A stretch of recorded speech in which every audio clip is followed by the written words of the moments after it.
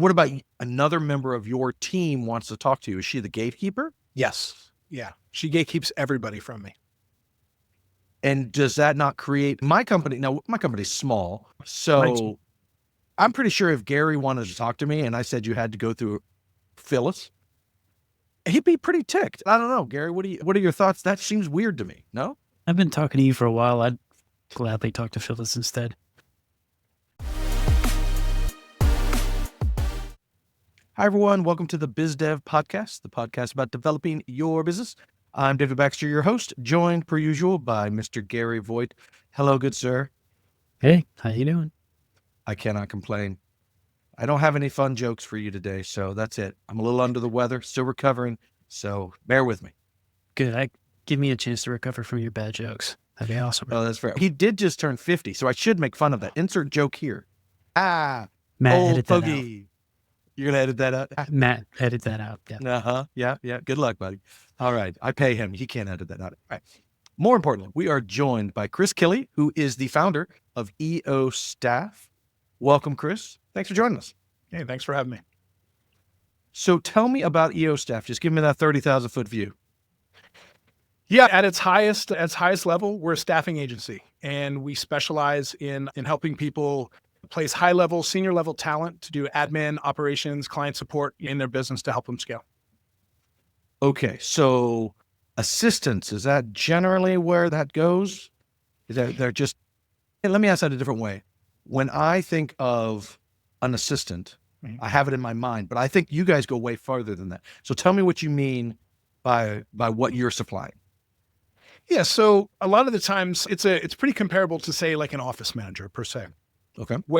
But somebody that's high level, that's going to come in and support you in that level, whether it be from admin to inbox management to project management, lead follow-up, all kinds of different areas where they can make an impact. So an assistant it's a broad terminology for it because there are a lot of duties that an assistant would do. But yeah, it's a pretty broad overview, and we specialize in the more senior level ones. Okay. So we are talking, there are typically offshore, I assume? Yeah, okay. Everybody that we hire is in the Philippines. In the Philippines, okay. It's funny, I was just on a panel just last week, and it was onshore versus offshore, right? It was development shops and stuff like that. I was the onshore guy. And what was really interesting, the guy who they brought in for the offshore, he runs a company completely out of the Philippines. And he specifically started it, and I'm imagining you're doing the same thing, but I didn't know any of this. The Philippines was very Western, and they almost all speak English very well, very little accent.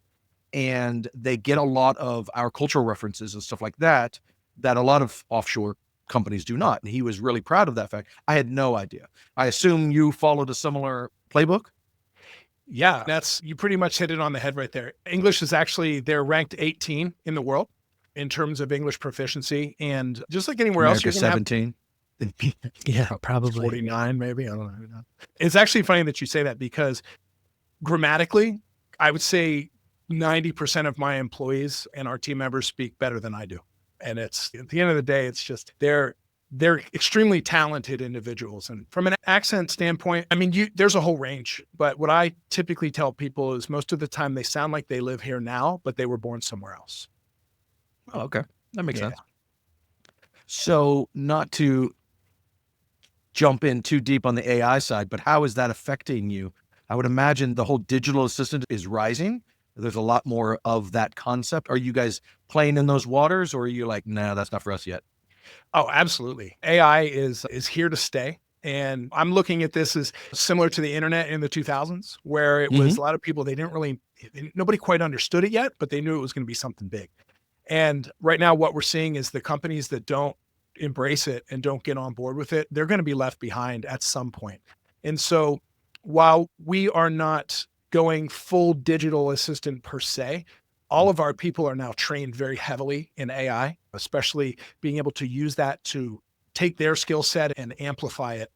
It's another great asset that we can provide our clients, is because a lot of our clients too, think about this, most people, they don't know how to utilize it yet. When we put a highly trained employee in their business who knows how to use AI, most of the time it blows their mind. So when you're talking, I have so many questions about assistants because I've thought of from time to time having one. I don't know, and I know the answer is that you're going to give me is anytime's a good time, but Yeah. in my line of work, being the onshore guy, the offshore assistant doesn't work because that would be weird for our brand.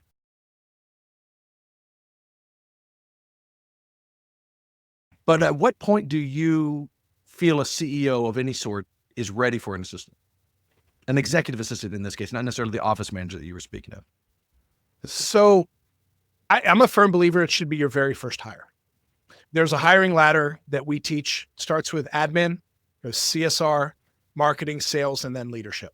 And you can look at any successful company over the last 100 years. Sure, there are some outliers to it, but every single successful company has followed this where they, as an admin, or I'm sorry, as a founder, when you first start the company, you have to do everything, right? Most of the time you're bootstrapped, you don't have a lot of cash.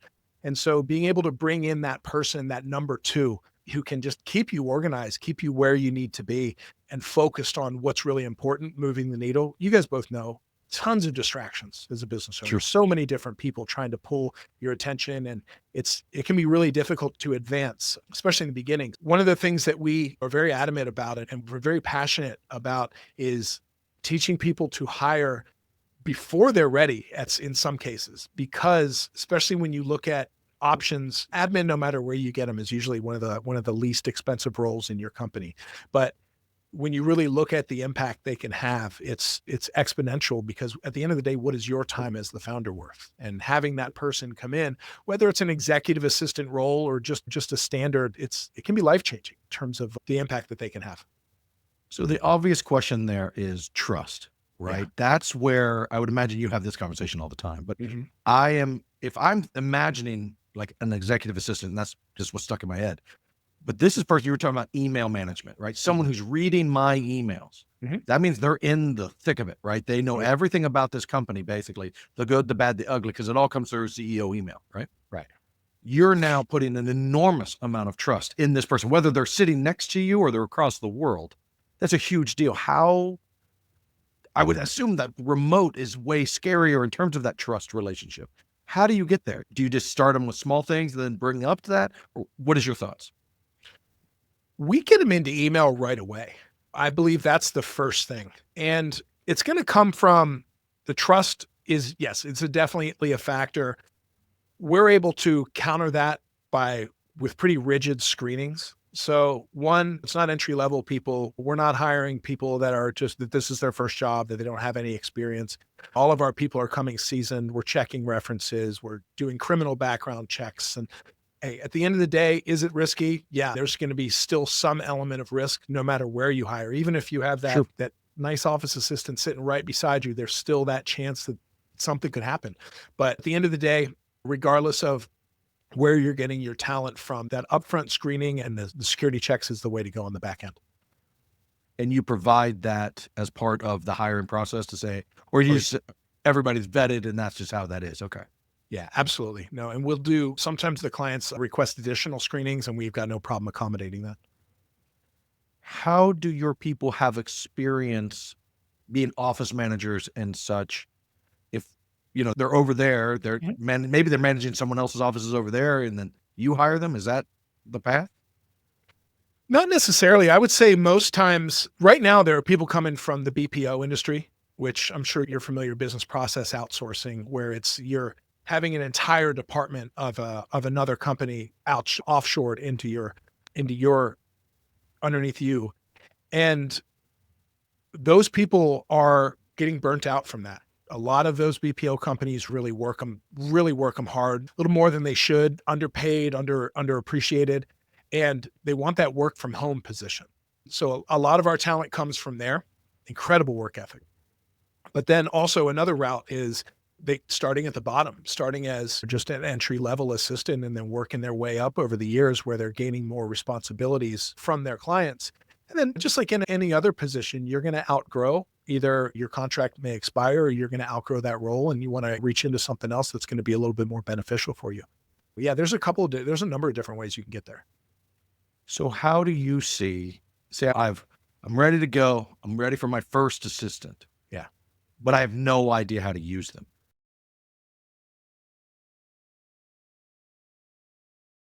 That's the first thing people ask. Cause I know people So it's so funny to me. Assistance is almost like this ego thing. Again, I'm thinking internally, but like I have friends that run massive businesses. Some of them have assistants. Right. Some of them do not. And they're, again, same size of business, but some people just, hey man, I don't need that. I'm not that special. I don't need someone reading my emails. I can write my own emails. That's the whole thing. I find that's a struggle for me because to me, I'm so important. I need someone else to pick up some of the load. And that's a weird thing for me to say, but I get the value. Yeah. But I'm assuming that I'm not alone in that thought. So how do you, when you're noodling it, what are the ways that they make your life easier? Honestly, don't know even how I would use one. Yeah, I'll just give you an example today, right? So my assistant, Faye, she is with me everywhere, right? She's not on the podcast with me. She's with, I text her all day long. Today, we had an issue with the client come up that got escalated to me. And so I 1-3-1'd it, right? Which basically she brings a problem to me. And then she also comes with 3 different solutions that she thinks. And then she gives me what her recommendation is. So rather than somebody coming to me and say, hey, Chris, we have this problem and dumping something on me, or now I have to stop what I'm doing to go maybe learn about something that I don't know. We call it 1-3-1, problem, 3 potential answers, and then their recommended solution. 90% of the time they're right. And we just go with that. But I don't know, maybe I've done that before and it didn't work out. So we go this way. So we had an issue with a client today that was escalated to me. It was a pretty serious issue. And so she was able to 1-3-1 it with me. I get a daily report from her every single day that has our KPIs. It has our bank balances. It has, and I know you're going to ask me that question next, but it has our bank balances. It has our pipeline, everything from new clients coming in to people that may have canceled that this week. Any status of any project that I'm working on, anything that was escalated to me the day before, get this comprehensive email, and then a snapshot of what my calendar looks like today and any tasks that need to be done. So I call it my action items email. And it's the 30-minute workday is what I used to call it, because I could come in. That information is everything I need to run my business right then and there in one email. And so I can get through that. And then if I don't want to do anything the rest of the day, I guess I technically don't have to. So that one email per day saves me 30 hours a week. It's just having somebody there to keep you organized. Why would you want to spend 3 hours? Average person spends 2 to 3 hours a week inside their email. That's just wasted time, just going through and archiving things or deleting things, or, oh, that's not me. I need to forward that to Jimmy because that's his department. That's not something I handle. So just little tiny, increments of time, they add up and they compound. And at the end of the day, I hate checking my email. I only check it once a day now. That's in the morning. Man. Yeah. The trust issues is the wrong word. The amount of trust you would have to have for that person, that's intense, right? You're talking bank stuff. You're talking emails. Now, are they writing emails on your behalf? Sometimes. So that means, what about another member of your team wants to talk to you? Is she the gatekeeper? Yes. Yeah. She gatekeeps everybody from me. And does that not create my company? Now, my company's small. Yeah. So I'm pretty sure if Gary wanted to talk to me and I said you had to go through Phyllis, he'd be pretty ticked. I don't know, Gary, what are your thoughts? That seems weird to me. No? I've been talking to you for a while. I'd gladly talk to Phyllis instead. No, That's so I rude. was thinking something along the same lines where depending on what level the assistant is and how much access they have. Now, you guys are both talking about like just almost complete access to everything. Yeah. Now, that would be a struggle for me. I just know myself, and I know issues I've had with just other employees that I've worked with alongside in the past. And yeah, I mean, that just seems like a very big hurdle that I would have to leap through. So I guess the experience and the success that you've had from other clients might be a good thing to put in front of a new client. But yeah, that's something that I know I would definitely have a hesitation about. Now, if it were an assistant in different parts of the process below that, that's what I was going to say. then that would be like ideal. Yeah. Some people, they're not down with that. And that's totally cool. Right. But there's different levels of access. Right. So you can have your typical office manager, right, who's making sure that vendors are in line, making sure that product or materials are coming through, projects are moving the way that they're supposed to. Even tracking KPIs of other employees, right? They can make sure that people are where they're supposed to be. It doesn't have to be as intensive as I do. I have an extreme amount of trust in Faye, and she's earned it, right? It wasn't that way in the beginning, but most of our clients are mainly using them as an admin and operations type role. So the executive assistant, they may dabble in that a little bit, but from an executive assistant role, that's definitely not the most common role we place.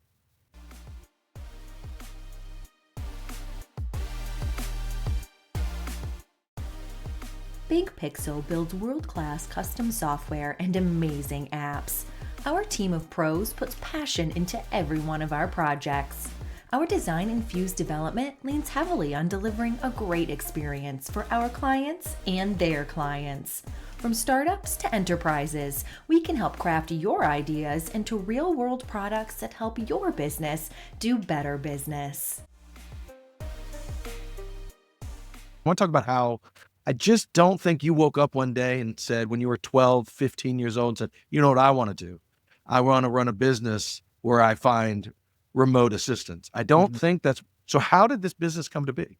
It was not that, but similar to that. I had a payment processing business, and I actually just exited it a couple months ago actually 3 months ago today, January 14th, I exited. Thank you. Thank you. I'll tell you, you'll see why here in a minute, but I had been doing it 19 years. And about 6 years ago, 5, 6 years ago, give or take, I was going through it where I was hiring and firing and hiring and firing, and I could just never figure this out.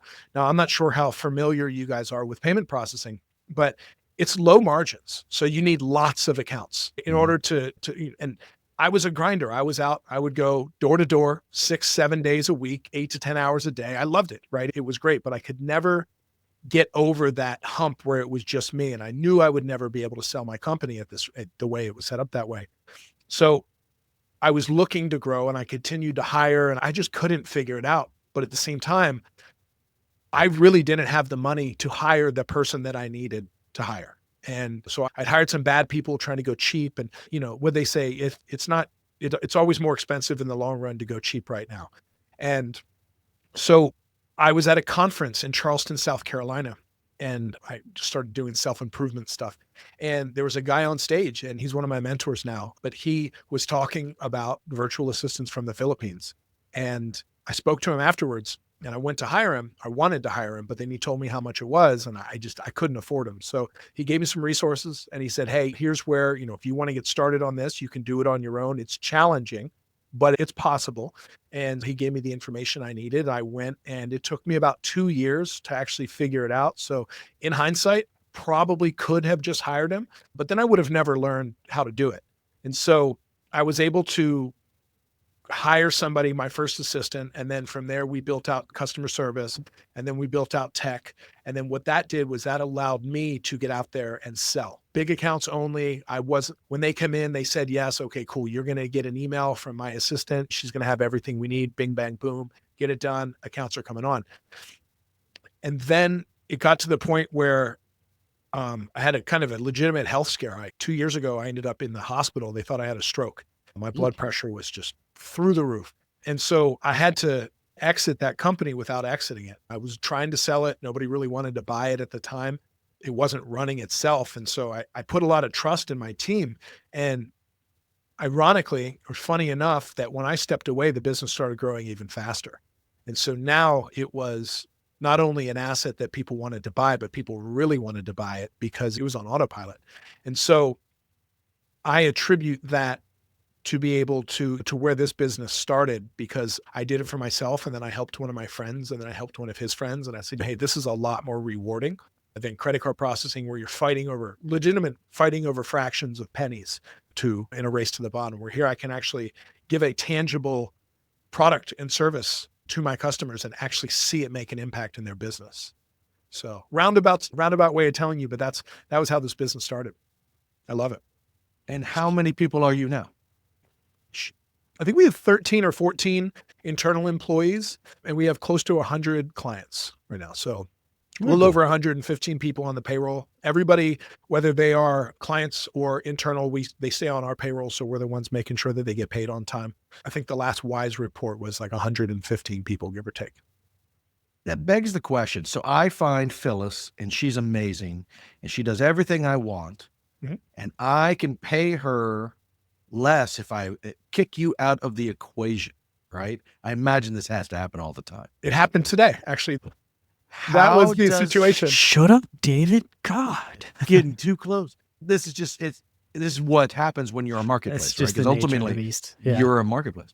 I imagine Upwork is just the worst version of this. But if you, so how do I know, again, I know probably it's written down when I hire Phyllis that there's a rule in some contract somewhere that I'm not allowed to hire her. And, but how do you stop the situation where I fire Phyllis Mhm. and then she quits and then she vanishes and moseys her way over to me? That's got to happen all the time. How do you protect against that? Because that's obviously lost revenue for you. Oh yeah, absolutely. I wouldn't say it happens all the time. It does happen. And actually the situation that we're in right now, it was not the client who was trying to steal. It was Phyllis, right? Her name's not Phyllis. She Sure. actually approached the client and was like, hey, I can save you money if you pay me directly. And he came to us and was like, hey, I don't really know how to handle this.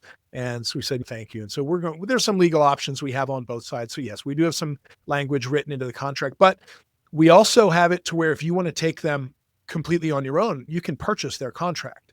So we don't say no, right? If you want to take them completely in-house and handle everything. A lot of people, they say it's a managed service. Oh, you're just paying for nothing. We provide health insurance and we do training every single week, both personal and professional. We have a lifetime replacement guarantee. There's a whole lot of things that we provide that justify the extra cost. And from a transparency standpoint, we're one of the few that actually itemize where your money's going. So most companies out there, they'll just say, oh, it's going to be $3,000 a month. And they're like, how much is the VA? We call them ROAs, but how much does the VA get? Don't worry about it. Right. It's Yeah, $3,000 sure. a month. We'll make sure that they get paid.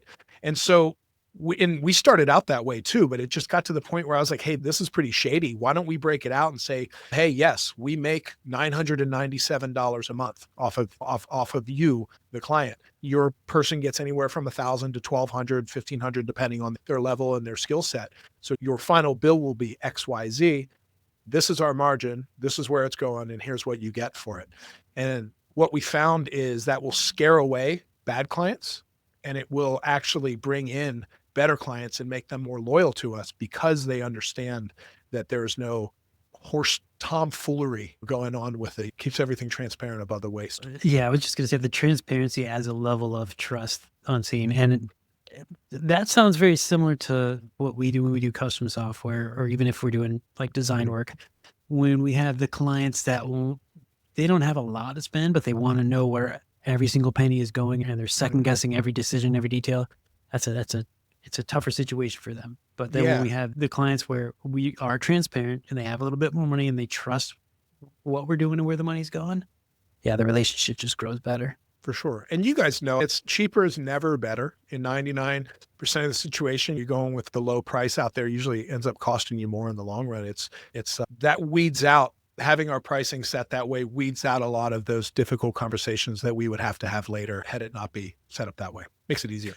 But you're marketing yourself as a cheaper option, right? The American assistant of any sort is way more than you. So For sure. Yeah. you're just fighting the other offshore bottom of the barrel. And I only say that from a cost perspective. Sure. That sounds so bad. But I'm just saying, you guys are a premium service for offshore. I'm sure there are people way cheaper than you. Way cheaper and way more expensive. I feel like we're really in the middle.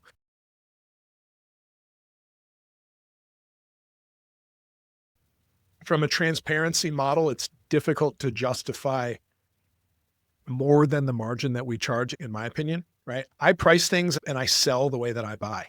And the same thing with my customer service experience, my customer journey on here. I am incredibly particular about the way our onboarding is rolled out. And it's because I am incredibly particular about the way that I am onboarded. If I'm going to spend money on a service, or I want to make sure that I'm getting what I pay for and that the transition is smooth and that it's everybody, that and expectations are set accordingly.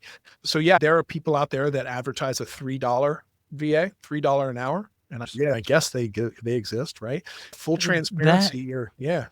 I was going to say, yeah, even that, like if you're looking to for the cheapest assistant, I would question your For trust sure. set immediately. Well, I guess it just depends on because what it's you're like, asking them to do, right? Right. If you're going for that full Well, trust kind of yeah. then you're a moron. if they're just writing copy for social media posts or Your something words, like that, Hotline. that's different. But yeah, Yeah. if they're reading emails and learning about the company itself,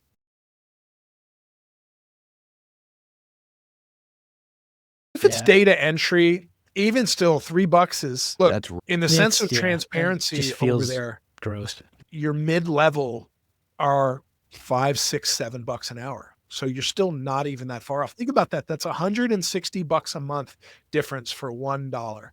I And can't even. when you think about this and getting into price really quick, and I know we probably have to move on, but the average salary all in, hitting costs, including taxes, including benefits, including insurance, including everything like that on an office manager in the States. And I live in Boston, so it's about 30% more here. But the average one in the States is about $68,000 a year. Their salary might be 45 or 50, but when you factor everything else in, you're $60,000, $70,000 a year. Boston, it's six figures. It's crazy. I can't wrap my. I was talking to some offshore guys, and they're saying, "Hey, we bill at $22 an hour for a mid-level dev." And I'm like, okay, if you're billing that, I know you've got margin in there. So that dude might be making 15, 12. Yeah, I would say. And 12 you're to like, 15. oh my goodness.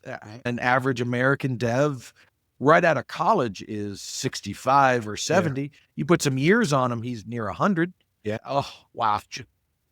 Yeah. I mean, thankfully I don't have to pay Gary. That's really how it works. I just He's make him vague expensive. promises and he keeps showing up. It's great. Yeah. It's coming. What? Gary. He's going to Nothing. figure it out. Nothing. D- You don't I was- understand how dumb Gary really is. It's really. This is the What's up, second Gary? time they moved my office to the basement. I'm not If you've taking your seen my stapler, stapler, buddy. okay. There's your one pop culture reference. Good job, Gary. I don't think Chris got it, but that's okay. I got it. Office Space, man. Come on. Okay, good. Come Points for on. Chris. He's not that young. Come on. We're not as old as you are, but we're not that young. So, Chris, in your experience of starting and scaling and selling companies, what would you say between what you've experienced and what you've learned from other companies you're helping? What would you say your top 3 pieces of advice for an entrepreneur startup might be? And you told me that this was probably going to be, and I should have done We like my to throw it research. at you at the end as a surprise. That way you don't have a scripted answer for us. Yeah. Oh, man. You Just threw go me. with your instincts. Yeah. First and foremost, expenses. Some expenses are not expenses. And what I mean by that is you guys can speak to this, software, people, any tools that are going to help you buy back your time.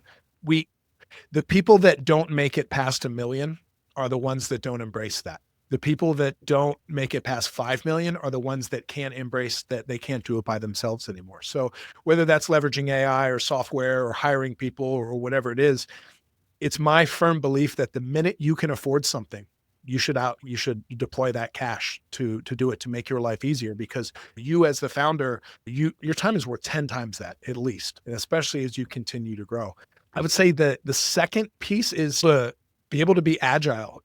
Stuff's going to break and you need to pivot at times. And so in my experience, it's been when I see something's not working, typically you find out pretty fast. And we pivot and we run and we go straight at something else, right? Speed wins. And then from a third perspective, I would say don't take yourself too seriously. Business is hard. All business is hard. And you got to choose your hard at the end of the day. Very cool. Very cool. Nice. Now, Chris, if anybody wants to learn more about you or about EO or look to hire a virtual assistant, how can they reach out? For sure. The best place is definitely Instagram. I'm trying to grow my following there right now. It's at I am Chris Kille.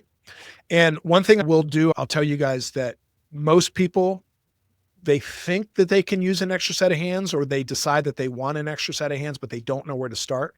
And so we actually put together a free document. It's called the Growth Catalyst Roadmap. And what it does is it assesses where you're at right now and where you want to go in the future, and then makes recommendations as to what you should do right now, what actions, who you should hire, what that role looks like, what type of responsibilities they're going to be taking off of your plate. And then as you continue to scale, that document stays with you and helps you make decisions in your hiring. So that can be used for offshore, can be used onshore, basically in any business. It's going to be able to help you decide what seats need to be filled on that bus. Where can you find that document? If you just DM me remote, I will go ahead and I can send that over to you. I'll have one of my team. Through Instagram? Through Instagram, yeah. All right, cool. Perfect. Thank you so much, Chris. This has been really interesting. Appreciate your time. Yeah, had a great time. Thank you for having me on. That wraps up this episode of the BizDev Podcast. Thanks for listening. Let us know your thoughts. We'd love to hear from you. Shoot us an email at hello@thebigpixel.net or connect with us on Instagram, Facebook, YouTube, X, and LinkedIn.